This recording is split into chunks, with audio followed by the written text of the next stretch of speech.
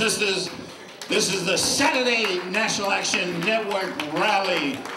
Call somebody, tell them the action's on the air. I'd like you to get on your feet right now for the president and founder of National Action Network, the Reverend Dr. Al Sharpton. No justice. No peace.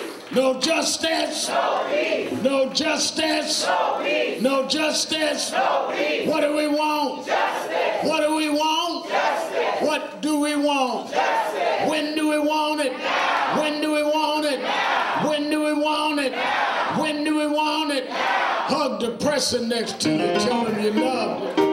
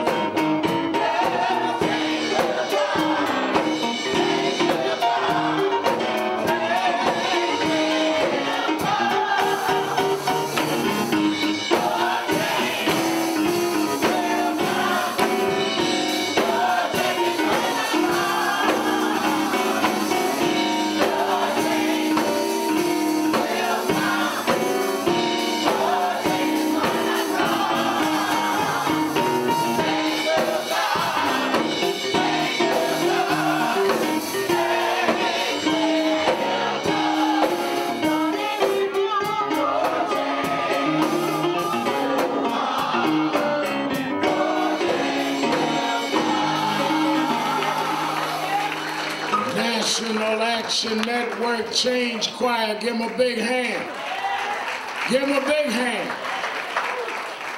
Certainly we're happy to be with you another Saturday morning, Saturday Action Rally for you that are here live at the House of Justice, 106 West 145th Street in the village of Harlem.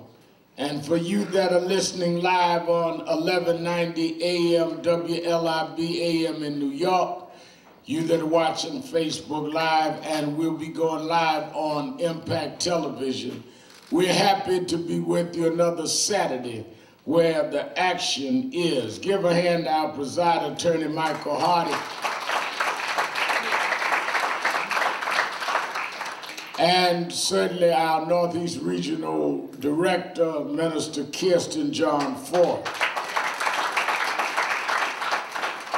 Now, many of you have, we are focused today a lot on the gun violence question. And this organization has been involved in that with Occupy the Corner and other issues for a long time. And we've heard from Aisha Shakur, we've heard from Janina Bandy. Give them a hand, both of them, stand up. Give them a hand.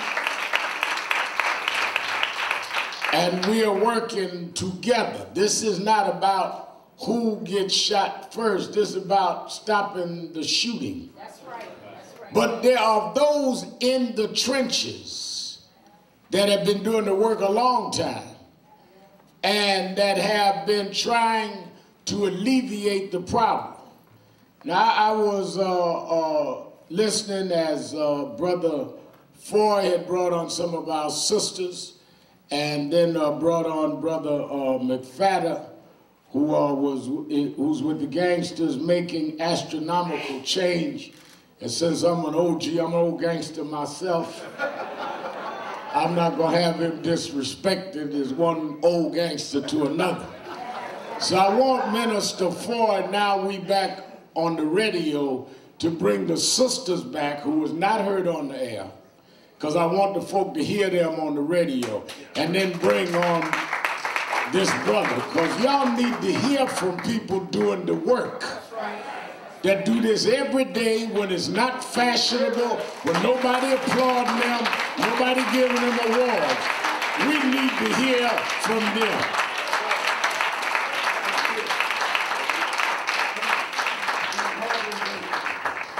Let us hear from our sister once again, Monique Waterman. Hello everybody. Like I said, we want to express our, there's a tragic situation that happened in Florida. We want to pay homage and respect to those who lost their lives. We also want to continue protecting the lives that we have, here locally. And we do a lot of stuff on the front line. Like I said, I want to thank Reverend Al Sharp for inspiring us to do Occupy the Corner that we continue doing over 6 years now. And it's been transforming blocks by blocks.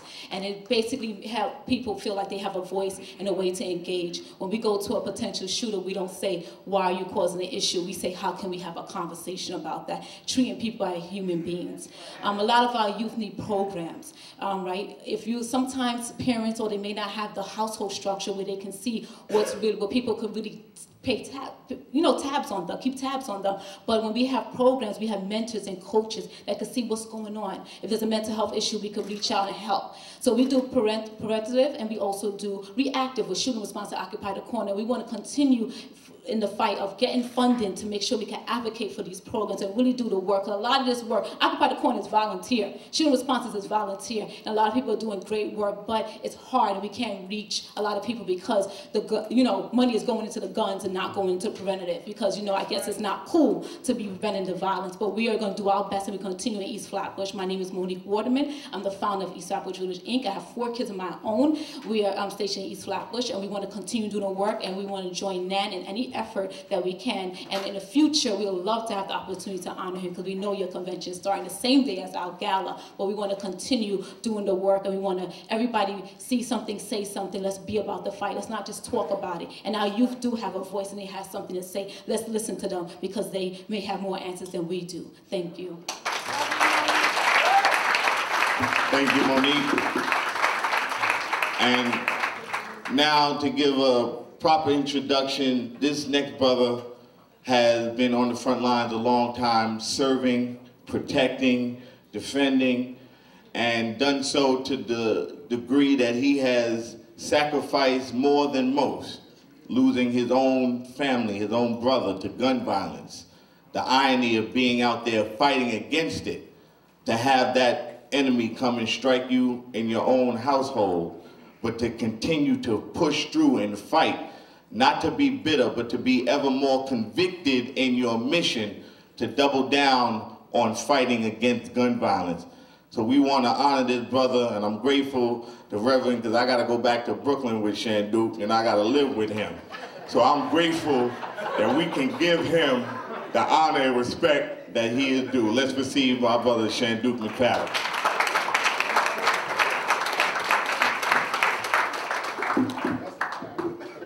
That's not a fact. I'm against gun violence. What do you mean?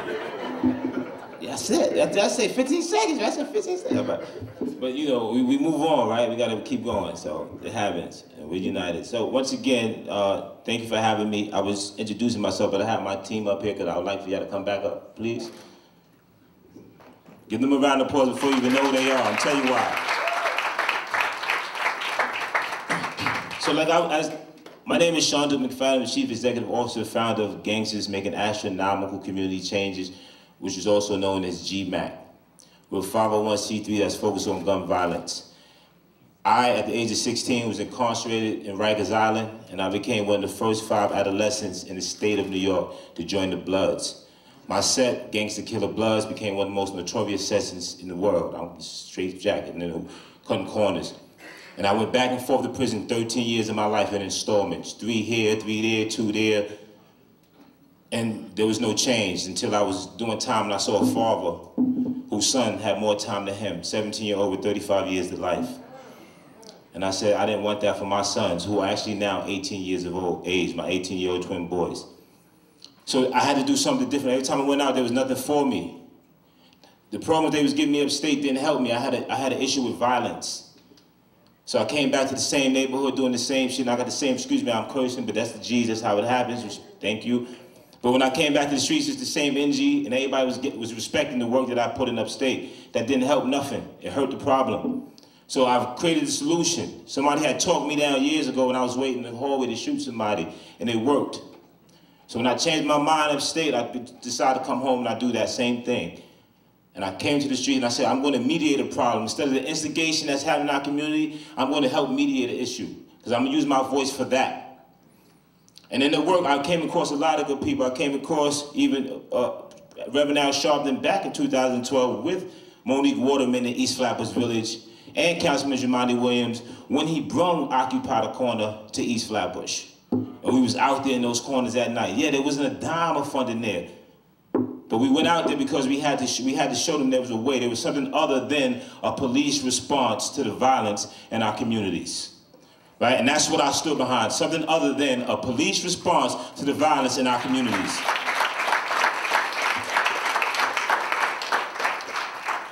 In the midst of that, eventually, I was able to secure funding for the Cure Violence, which is the crisis management system which deals with gun violence from a public health perspective. In doing so, I was able to bring some formerly incarcerated brothers and sisters who also changed their mind to be part of this work. So right here, I got one of my brothers. This is Shaquille, AKA Code Red. Did how many years? 22. Give him a round of applause, please. One of the founding members of the Bloods in Rikers Island. Understand the mission, understand the mindset change. I got D-Mac, my program manager. How many years? 14 years, 10 months. 14 years, 10 months. The brother said, right before he started singing, he said, I used to be out in the streets with a brother named Buddha. Right? Is that Buddha? That's used to be Buddha. That's now my violence interrupter supervisor.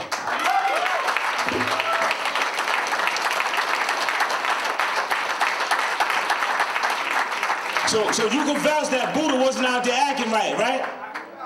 Buddha and you and Buddha was moving wrong.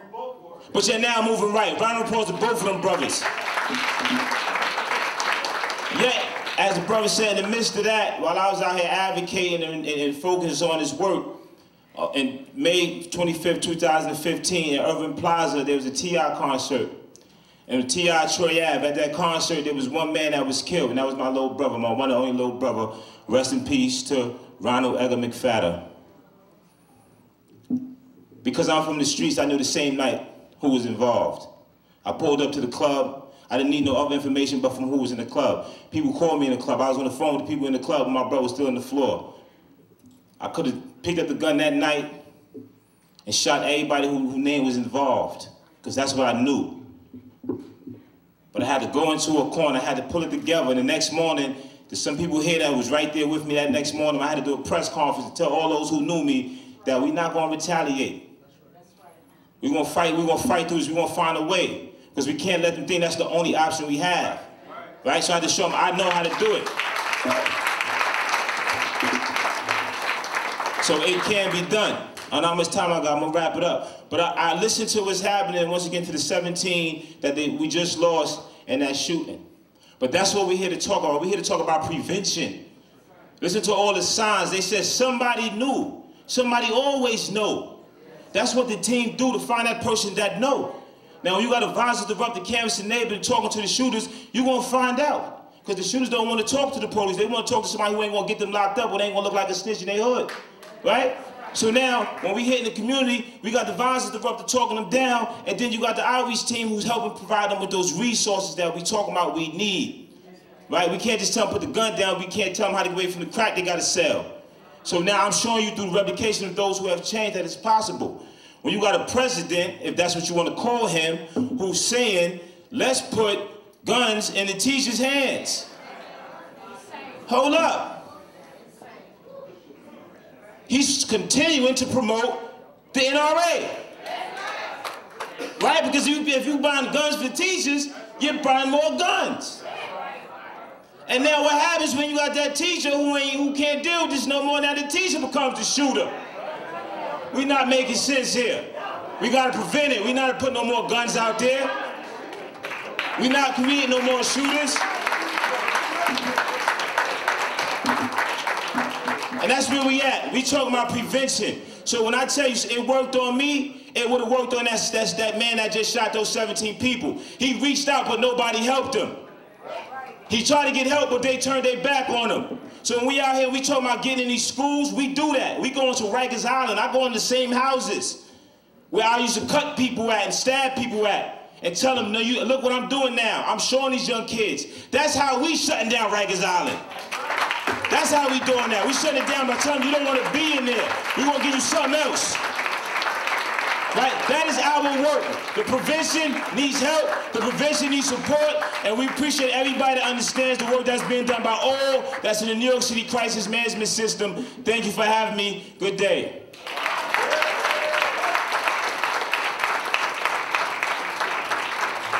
Give them a big hand. Give them a big hand.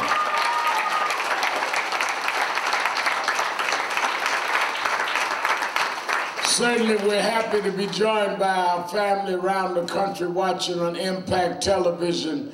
Give them a hand as Impact has joined us.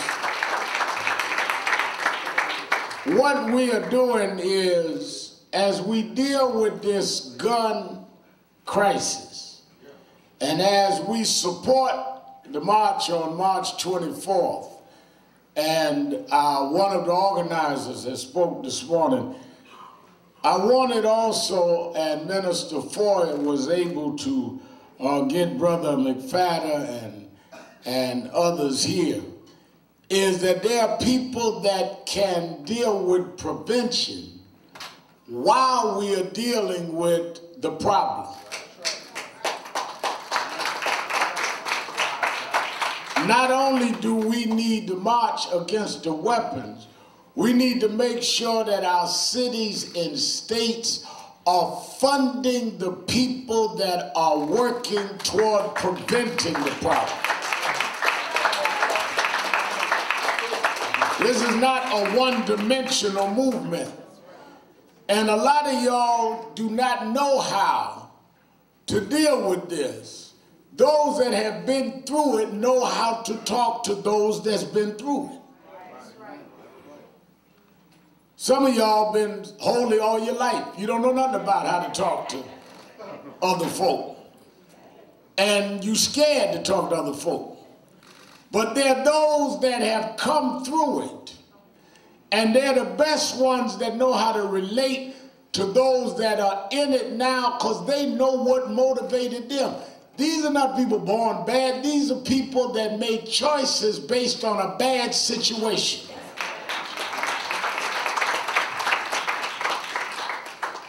I remember when I was growing up in Brownsville, half the folk went to school with me had never been to Manhattan.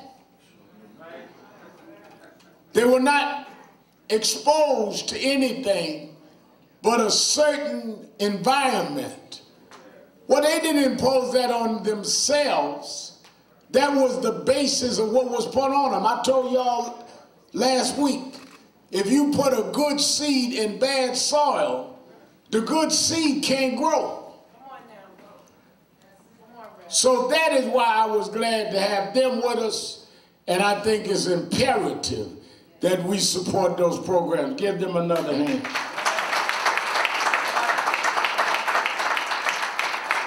Let me say to our audience, and I want to get into this gun violence, let me say to our audience that we're preparing for the National Action Network Convention. I want y'all understand we're going to deal with gun legislation. That's right. We're going to deal with voting rights. We're going to deal with criminal justice. We need a plan, and we need to mobilize. There's no convention in the country that is like National Action Network's convention.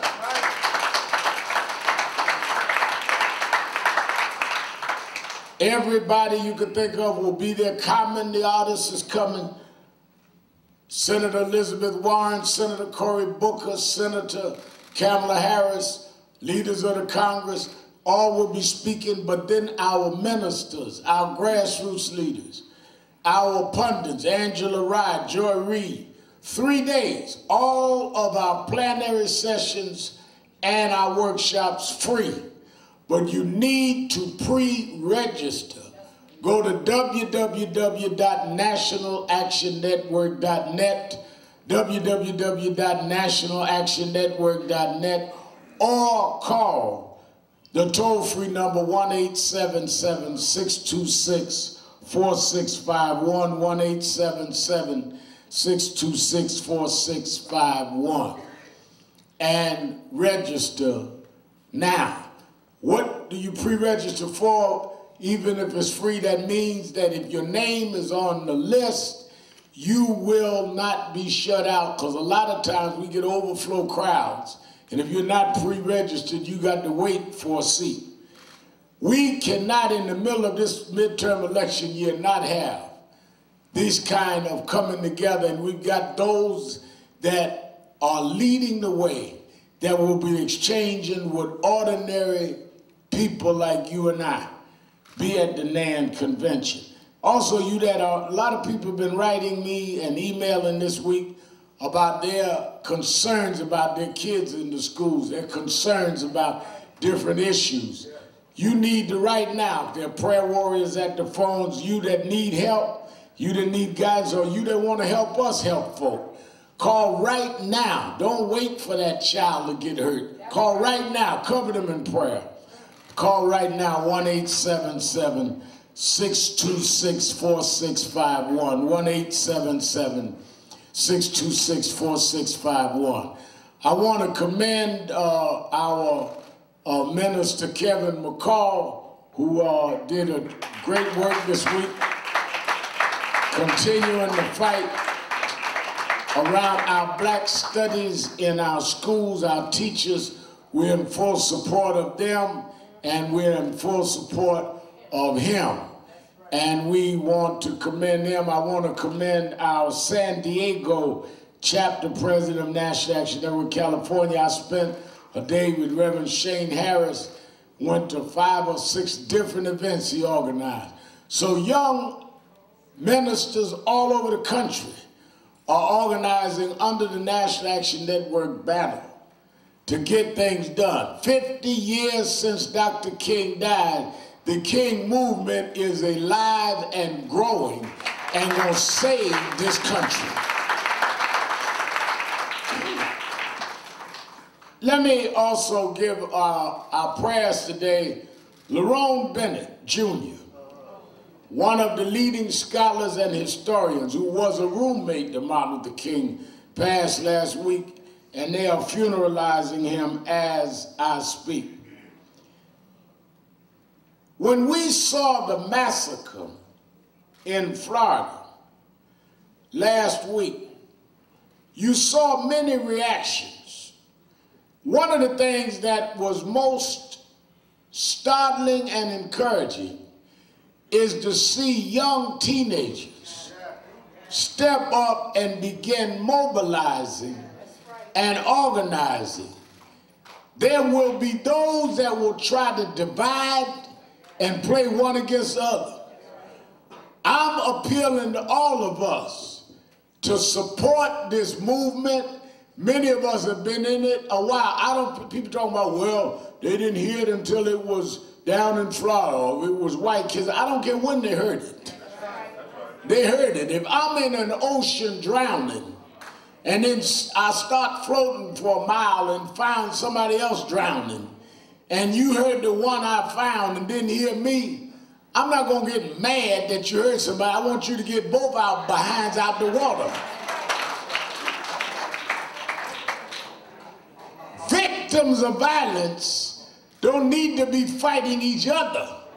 They need to be fighting the violence.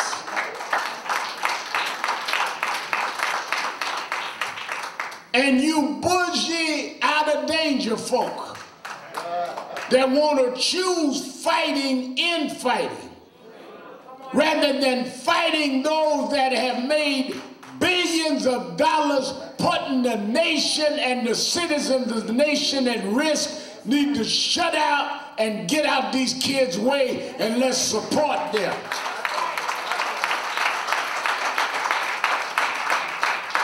So I want Sister Bandy and them know we support. March 24th, we gonna send buses down with Huddle. We with you. And if anybody say you ain't black enough, tell them you are related to Rem Al. We are all black enough for you.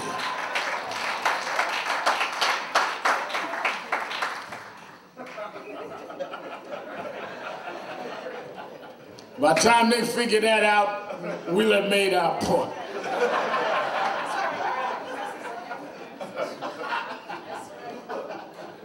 But don't let President Trump do the switch and bait on us. First they come with that, well, the armed guard didn't go in. Then now it's up to 4 armed guards didn't go in. Now, first thing Trump did, well, the first day he did nothing. Don't forget that now. Then when he come out, he said it was a mental health issue and that we need to deal with background checks. First of all, don't forget that this killer in Florida had passed a background check to buy the gun. That's right. That's right. Break it down. Then the issue of mental health. The issue is not mental health. Anybody shoot folk has got a mental health issue. The issue is how mentally ill people can buy assault military style weapons. That's the issue.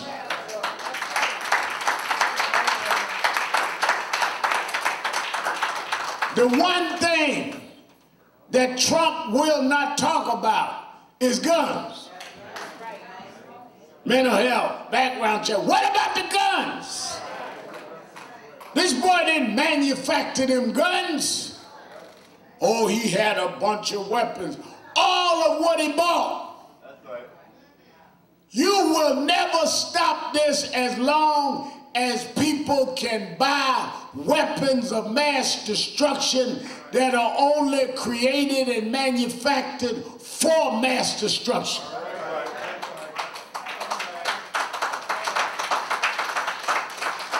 Well, no, Rem Al, we buy guns to go hunting. You don't go hunting with no AR-15. You don't shoot up no animal with all them bullets and go home and eat it.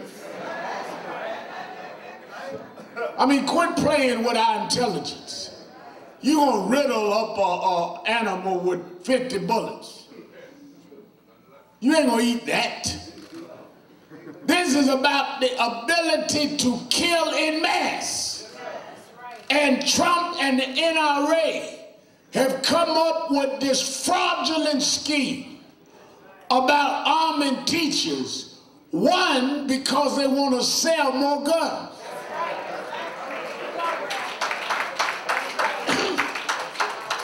Wait a minute, Red Mal. It gives more protection. If you telling me that armed guards froze in Florida that had been trained, uniformed, and given guns, and they wouldn't run in the building, what makes you think a history teacher gonna run in the building?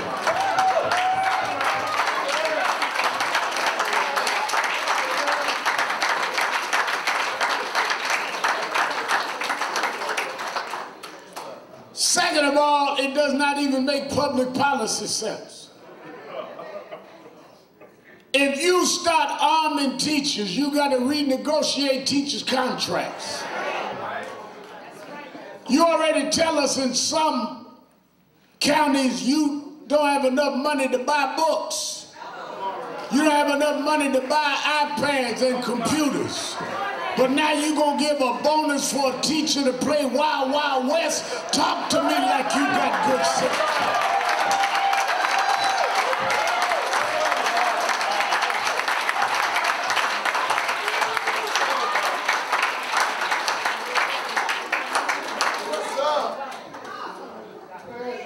then Trump come back, well, we're not talking about all teachers, we're talking about 10%. Well, then how's that going to bring safety? We've seen massacres, none of which would have been avoided by people having guns. That's right. That's right. When that man got in the Mandarin Hotel and shot down in Las Vegas, if all them people at that concert had guns, they wouldn't have known who to shoot back at. He was up over them shooting down. They did not, in the middle of a melee, you don't know who to shoot because you are a target. This ain't a shootout. You are being slayed by somebody that don't have to reload but keep shooting. And they're being armed by a government that will not take those weapons off the street.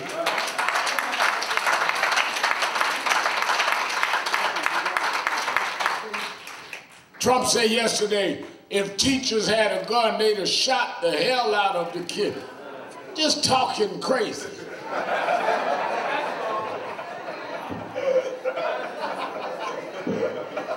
First of all, the young man, they say, came to the school that he used to attend, hit the fire alarm.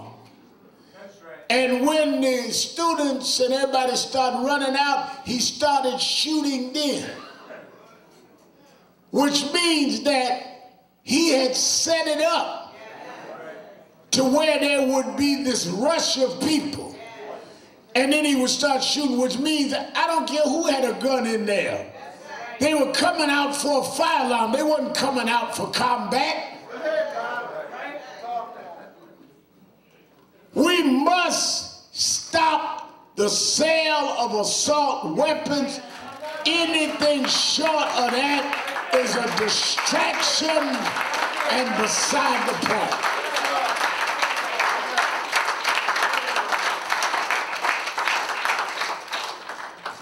We cannot and should not allow them to distract that point. Secondly, yes, we need to deal with mental health.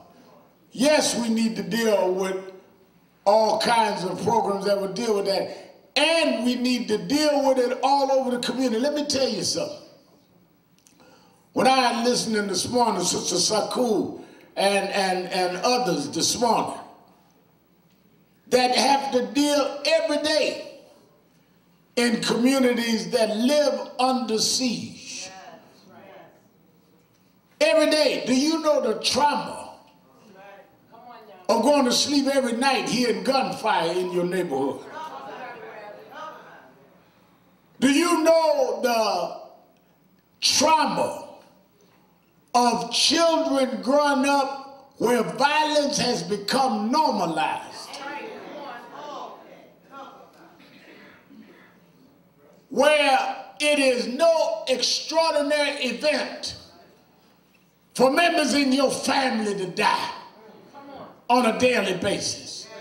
Look at Chicago. Look at Baltimore. Look at right here in New York, where people are dying and nobody cares. And you're allowing gun manufacturers to continue to make these weapons. One of the things that I hope happens after we march on the 24th, I began seeing that many of the corporations are pulling back from the NRA. We need to target those companies that have not pulled back, and we need to not stop until anybody that sells anything to us better not spend a dime with the NRA, or we won't spend a dime with them.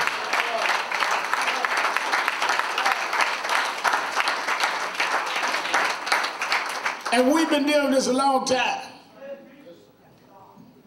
A few years ago, Minister Ford, bald head, well, I got two bald heads up here now. Minister Ford led a march with Randy Weingarten at NRA. We've been on this a long time. And what I'm telling you is that we've got to break the NRA so that we can heal a broken society.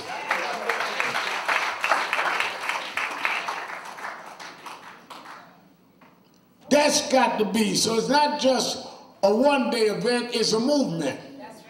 But we've got to make that one-day event big, and it's got to be inclusive so they understand this is everybody. Am I right? Yes, President gonna call a God a name. Anything but dealing with the problem. How you gonna talk about the God didn't have courage and then talk about the NRA or patriotic? What kind of patriots would put guns that can shoot multiple times without reloading in the hands of children? That's right. Come on, Rev. I mean, how do you define that as patriotism? Now, I know that Trump talking a lot of stuff out his head because he's worried with all this Russian stuff getting close. So y'all know he's a little scared, right? And when folks scared, they like to say anything. He went over there yesterday to the conservative pack and started talking, knowing that the guy was cross town pleading guilty. So he had to be nervous. Way I know he's nervous, he even started admitting he had a bald spot in his head. Now you know when he started admitting something against himself, he's scared to death.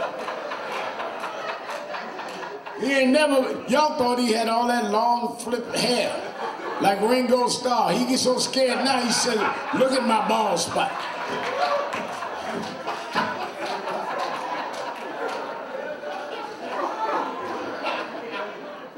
Showed it. That scared man. Attorney Hardy, a lawyer, anytime somebody come to a lawyer's office and start talking about what's wrong with them, they scared, y'all.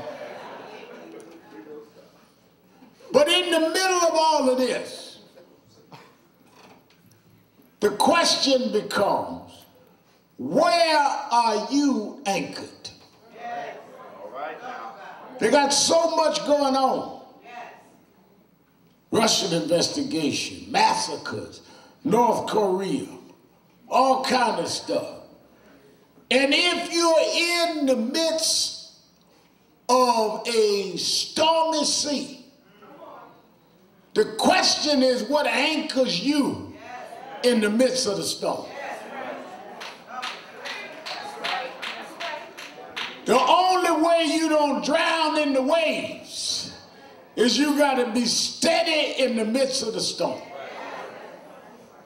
I see folk every day, Reverend, just so much happening, I don't know what to do. I do.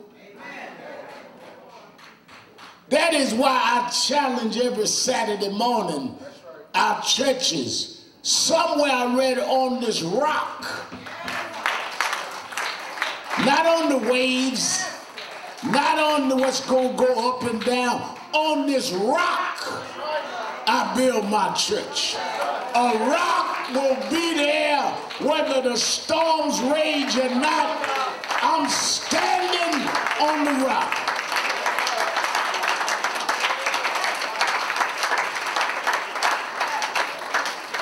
That's why you ought not get in a fight unless you anchored in something. You ought not go to battle unless you anchored in something. I was having a little conversation last night. The brother's been out here a long time. And he was saying, with all that I've done, it just seems so unsteady and unstable. And I said, well, what do you believe in? Your belief, your strength does not come from the stability of the world. Your strength comes from inside you. You can't bring outward what ain't in you. Some folk, no matter what happened, it just rattles them. flusters them, makes them insecure. I know folks so insecure, you look at them funny. What's wrong?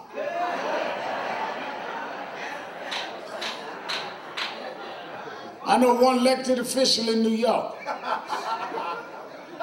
Every time I see him, I say, how you doing? I'm all right, I guess. You heard something?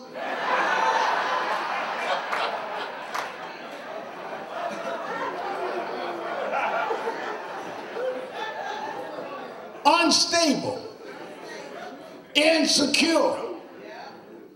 Some of y'all scared of the pillow y'all sleep on.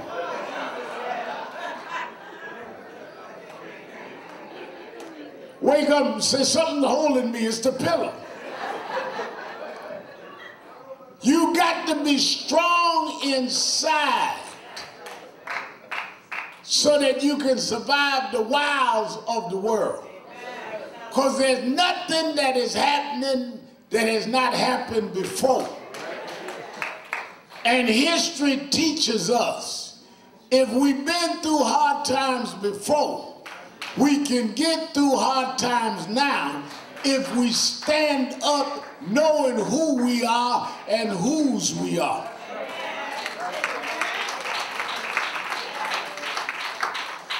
I was doing an interview yesterday about the 50th anniversary of Dr. King's assassination. And the interviewer asked me, said, how do you think Dr. King and those that worked around him handled the fear of death? He said, let me put it a different way. You were stabbed once. You've lived under police protection with your life threat. How did you deal with the fear of death? I said, well, you asked the wrong question. He said, well, what do you mean? I said, it was not how I learned how to deal with the fear of death. It's how I learned to lose the fear of death. If you adjust to living in fear, then you still haven't got where you got to go. It's when your fear is gone. Fear and grace can't abide in the same person. Fear and faith are not co-inhabitants. The more faith you got, the less fear you got. Fear is to question the power of God.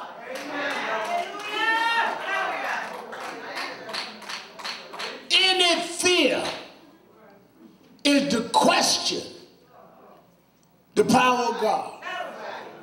If God called you, if God anointed you, if God appointed you, then why would you not think he wouldn't secure you and bring you through whatever it is you face?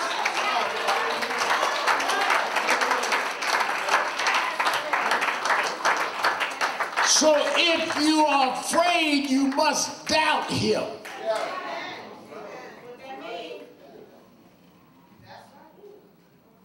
Sometimes you got to give up things to get closer to God. Sometimes things are eliminated around you because they're in your way. And God will test you based on strengthening you. I talked to a preacher this week, showed me something in the Bible. I'm going to preach that one day, about how when Abraham was tested, Abraham was tested by God to go up on the mountain and sacrifice his son Isaac. Well, I'm going to give it to you real short because I'm going to preach this one day. He went. You got to remember now, Abraham and Sarah, his wife, had not born a child. He ended up laying with his maidservant, Hagar, and had a child.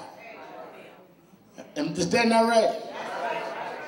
Now you could imagine how Sarah felt, even though she'd given him the maidservant, that this younger maidservant bore a child and she couldn't.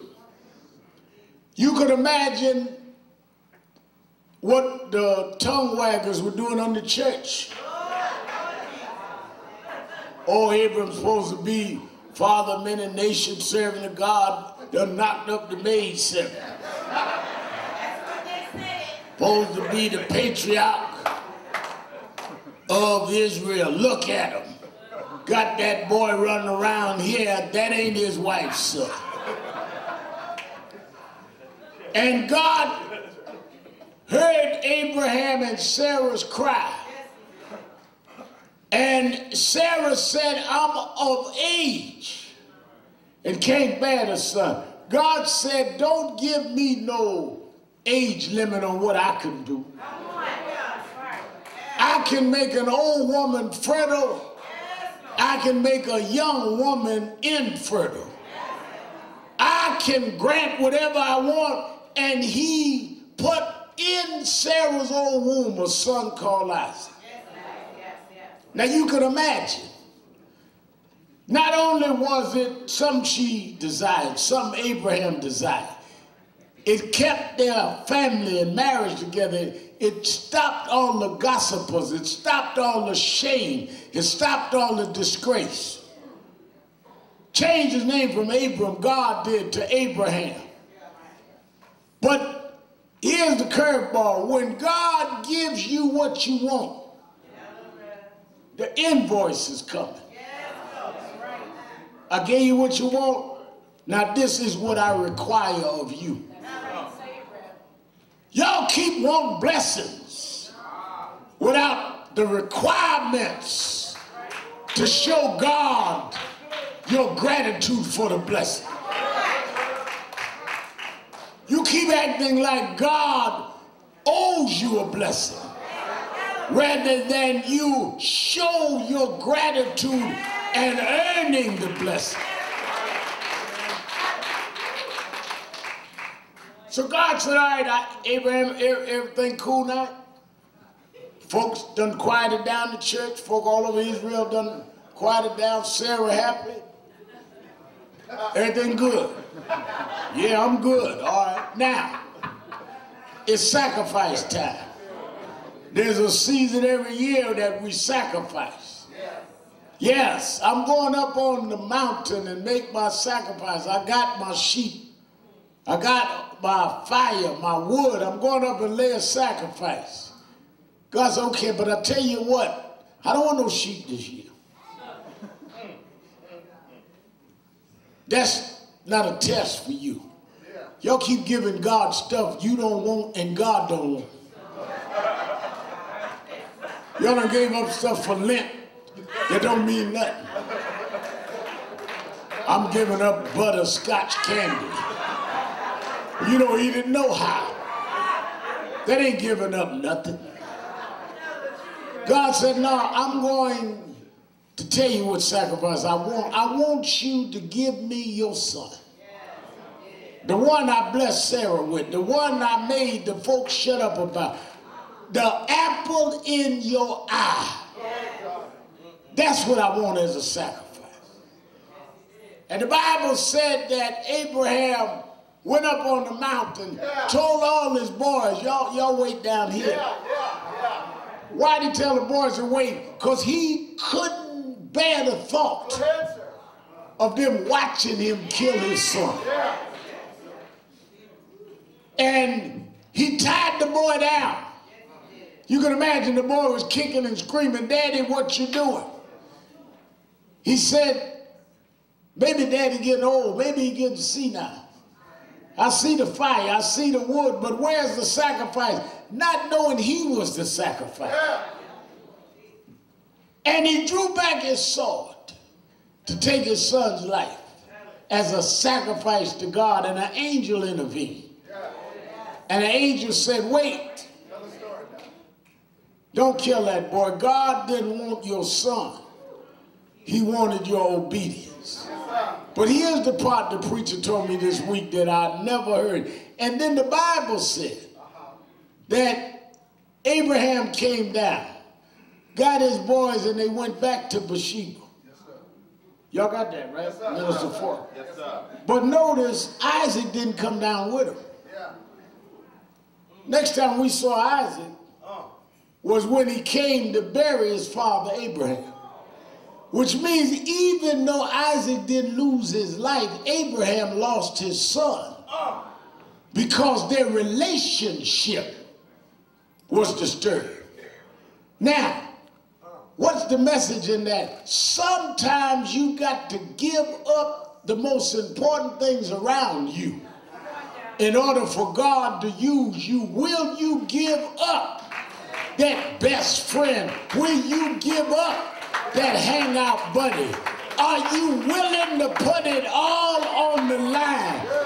If I give all that you want, will you have nothing get in between my God and me?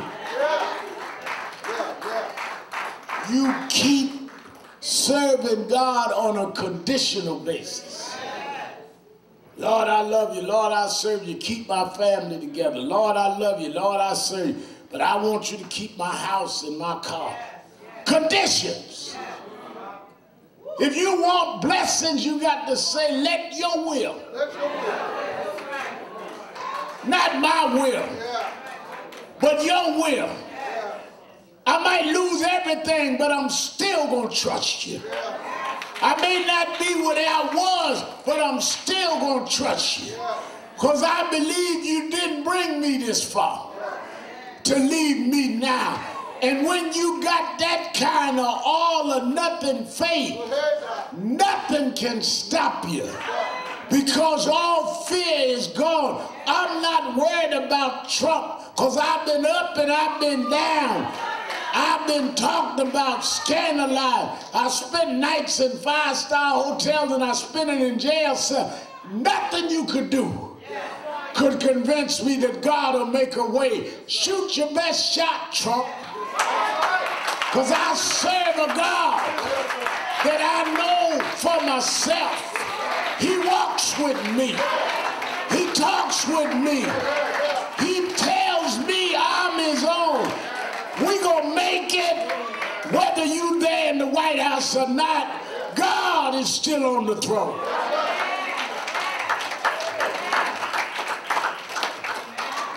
You got to be willing to give it all up. That apple in your eye, that thing that you're enamored by, that thing that has paralyzed you to where you can't do what you're supposed to do because you're so caught up in something. God sometimes got to remove that so he can get the glory out of you. That's why the song in the church is so profound. Be patient with me. Because God ain't through with me yet. But when God gets through, I shall come forth. I don't even know how bad I'm going to be, but I shall come forth. I don't even know what I can do, but I shall come forth. There is a God that out of your belly can flow rivers and floods of water. I shall come forth. That's why I look at these high schoolers standing up against assault weapons, because you big, dignified, sanctified, holified bishops wouldn't speak out. They shot up your members, and you were more caught up in your position. But somewhere I read that the rocks will cry out that I'll take a child and a child shall lead them. I will come forth. I will come forth. It's time to let God use us and have his way. I believe in a God that's stronger than man. Ain't nobody gonna stop us if God is on our side. It's our time now. It's our